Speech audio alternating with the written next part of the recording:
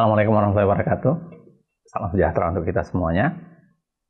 Panjang umur perjuangan.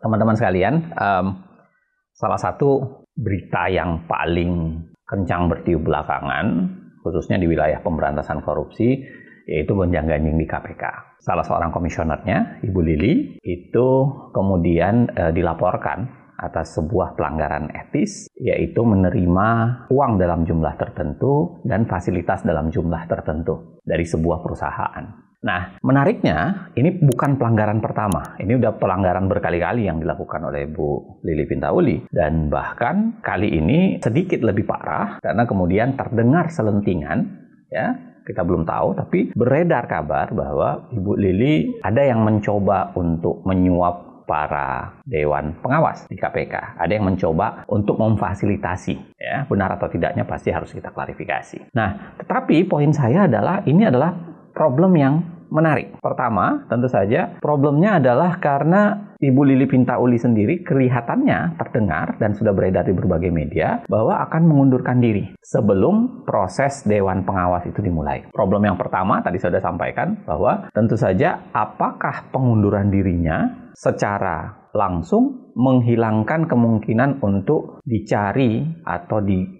dijajaki kesalahannya di wilayah pelanggaran etis dan pelanggaran hukumnya. Saya kira begini ya, mundur itu tentu adalah perbuatan administratif. Dan secara administratif, mundur atau menyatakan mundur atau langsung mundur, itu tentu saja adalah sebuah tindakan administratif yang memiliki komplikasi administratif atau memiliki implikasi administratif. Dalam artian apa? Ya tentu saja bahwa dengan itu berarti proses kesalahannya di Dewan Pengawas atau laporan di Dewan Pengawas itu bisa jadi menjadi hilang. Ya, tidak perlu lagi dilakukan. Karena dia sudah mundur, dia tidak lagi menjadi bagian yang bisa dikerjakan oleh Dewan Pengawas. Tetapi tunggu dulu sebenarnya.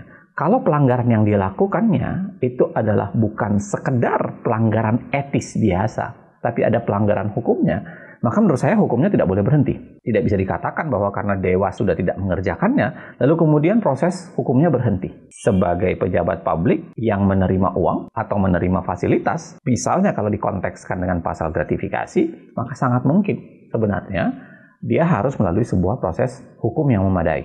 Ya, meskipun dia kemudian sudah berhenti dari KPK. Yang kedua, tentu saja adalah soal bagaimana pemberhentiannya ini sendiri. Ketika dia berhenti, ya, di Undang-Undang KPK itu mengatakan bahwa kalau dia berhenti, maka dikembalikan kepada Presiden. Presiden akan mengajukan mengajukan kandidat yang dia dorong untuk dipilih di DPR kembali dari daftar yang tersisa. Jadi dulu kalau kita masih ingat, ya, 10 kandidat komisioner dikirimkan kepada DPR dan terpilih 5. Nah, sisanya itu kemudian adalah daftar sisa yang akan menjadi sumber pilihan buat presiden untuk dibawa ke DPR kembali, untuk DPR memilih. Pertanyaannya tentu saja adalah pasti perdebatannya bisa panjang. Karena undang-undang mengatakan kebutuhannya adalah 2 dari yang kosong. Misalnya 1 yang kosong, maka 2 kali lipatnya, maka pasti didorong 2. Pertanyaannya dari 5 daftar itu 2 ini yang akan didorong yang mana? Karena kalau kita lihat ya, nanti teman-teman akan bisa tampilkan tuh. Kalau kita lihat dari komisioner yang terpilih dulu itu, ada 2 kandidat yang tidak mendapatkan suara sama sekali.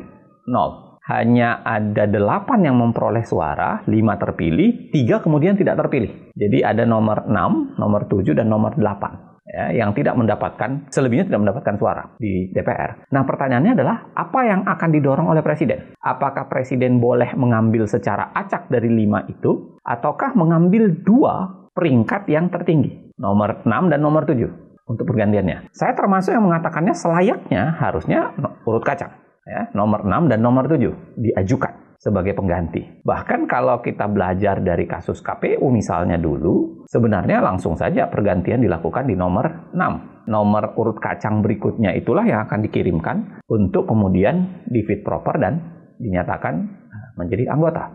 Tetapi kalau kebutuhannya 2 kali lipat, maka 6 dan 7 itu menjadi sangat pantas. Ada problem kecil di KPK itu, di 6 dan 7 itu. Kenapa? Karena nomor 6-nya, kalau kita masih ingat Mas Sigit Danangjaya yang menjadi nomor 6, itu ternyata belum cukup umur. Dia persis mengalami apa yang dialami oleh Nurul Gufron. Kalau sekedar mengingatkan buat teman-temannya, Nurul Gufron ini menjadi komisioner KPK yang dilantik padahal tidak cukup umur menurut Undang-Undang KPK. Dia diseleksi, tak kalah masih cukup umur. Diseleksi ketika Undang-Undang lama mengatakan kandidatnya itu cuma cukup 40. Tetapi sekarang, di Undang-Undang yang baru, itu 50. Dan Nurul Gufron adalah satu-satunya komisioner KPK yang melanggar ketentuan itu. Tapi entah keajaiban apa, saya sudah berkali-kali menolak, saya sudah mengatakan bahwa harusnya tidak dilantik. Ya, tetapi entah keajaiban apa, ya termasuk minta fatwa, termasuk pandangan-pandangan aneh yang kemudian membenarkan bahwa walaupun dia belum berusia 50 dan undang-undang mengatakan 50, itu kemudian dia tetap dilantik. Pertanyaan menarik, apakah logika yang sama itu bisa diterapkan kepada Sigit Danangjaya? Apakah itu bisa? Di dalam ketentuan dikatakan diganti sepanjang masih memenuhi ketentuan pasal 27. Ketentuan yang mengatakan soal syarat menjadi kandidat pengganti. Pertanyaan saya adalah ketika dia diajukan dulu, dia masih memenuhi syarat. Nanti ketika kalau mau pakai logika bahwa dia kemudian akan dilantik tidak memenuhi syarat, maka persis yang terjadi dengan Nurul Gufron. Kita mau uji nih konsistensi cara berpikir. Apakah mau konsisten dengan mengatakan yang dihitung adalah pada saat dilakukan proses rekrutmen, ataukah yang dihitung adalah saat pelantikan? Di kasus Nurul Gufron dilanggar. Apakah kemudian kalau dua orang yang diajukan ini, lalu kemudian DPR akan melakukan hal yang sama? Atau DPR kemudian mengatakan, enggak, ini sama dengan proses seleksi ulang, sehingga kami menggunakan pasal 27 baru dan Sigit Danangjaya tidak bisa. Nah, kalau itu dilakukan, pertanyaannya adalah kenapa diambil dari dua yang sisa, nomor urut kacang. Harusnya kalau dimaknai seleksi ulang, ya berarti harusnya dibuka secara resmi. Semuanya orang boleh baru, dengan kembali memenuhi ketentuan pasal 50. Ini komplikasi dan konsistensi yang nanti akan dilihat kepada DPR dan pemerintah ya, sejauh mana mau mengkonsistensi itu. Yang ketiga tentu saja adalah soalan apa yang akan dilakukan oleh Presiden. Pilihan buat Presiden kan tidak sederhana. Yang pertama tentu saja, dia bisa mengatakan menolak pengunduran diri.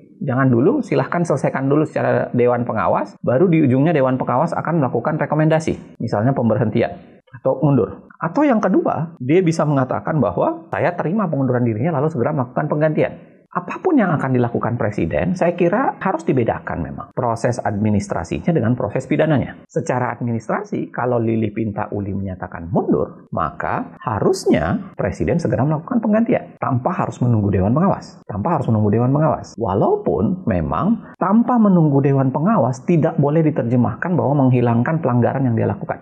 Bahkan ya, sebenarnya perilakunya itu bisa menjadi simbol bahwa tidak boleh melakukan hal-hal yang sama dan itu berlaku untuk semua komisioner. Ya, jadi Dewan Pengawas tetap sebenarnya harusnya mengungkapkan atau menceritakan kasusnya dan kemudian melakukan semacam simbolisasi tertentu.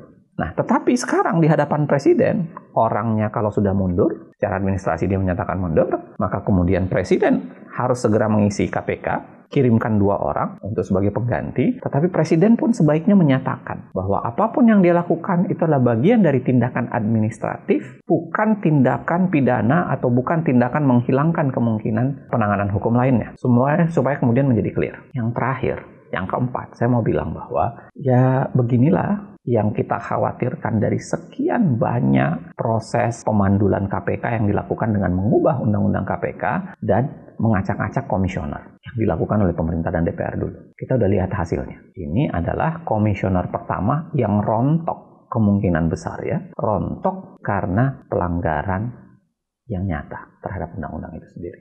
KPK dilemahkan, bisa jadi. Tapi pada saat yang sama, kita bisa bilang bahwa memang ada standar integritas yang makin punah di KPK. Panjang umur perjuangan. Assalamualaikum warahmatullahi wabarakatuh.